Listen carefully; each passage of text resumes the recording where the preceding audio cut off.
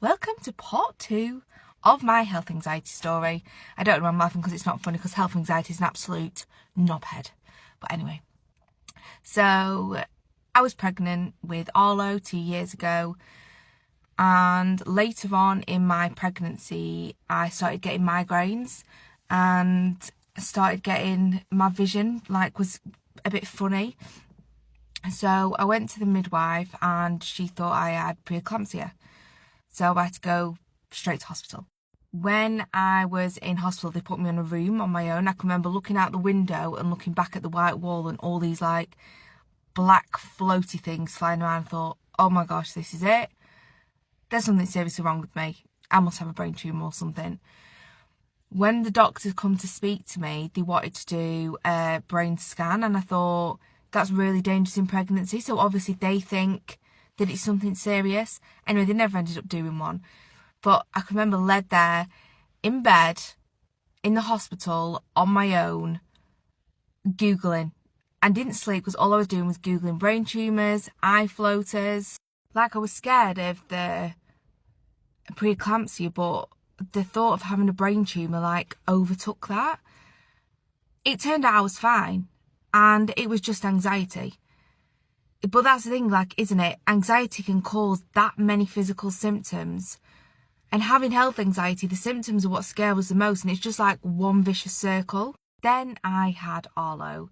And nobody tells you about the postpartum, is it called? I can't say, I don't know what it's called. Postpartum? Yeah. No one tells you about the after pains, the swollen ankles, the hormone imbalance, the completely not feeling yourself. Nobody warned you about that. And for me, it lasted about 6 months to a year.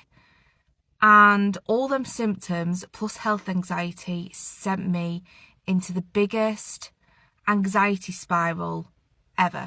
Having a newborn baby is supposed to be the best time of your life. And honestly, my 6 months of having Arlo was completely taken away by my health anxiety and anxiety attacks.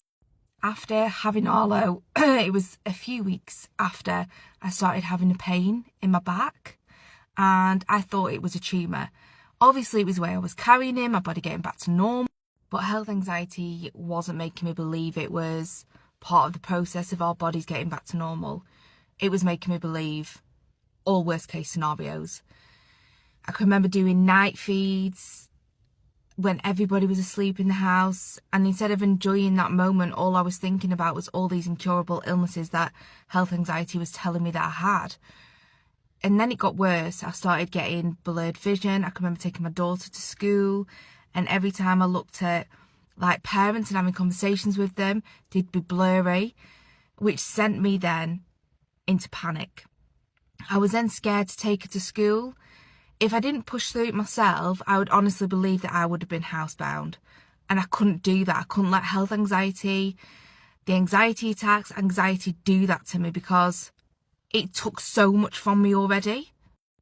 On the 9th of September, 2 years ago, is when my life, took a turn and anxiety completely overruled me. I was getting ready to go on holiday with Arlo, and he was 10 weeks old, and we was going to Norfolk, where we go every year. And I was getting ready, and I can remember my vision going blurry, and I started having the worst intrusive thoughts ever. I thought I was going crazy. It was the worst time of my life, and I didn't have a clue that it was health anxiety I was suffering with. I didn't have a clue what anxiety attacks were.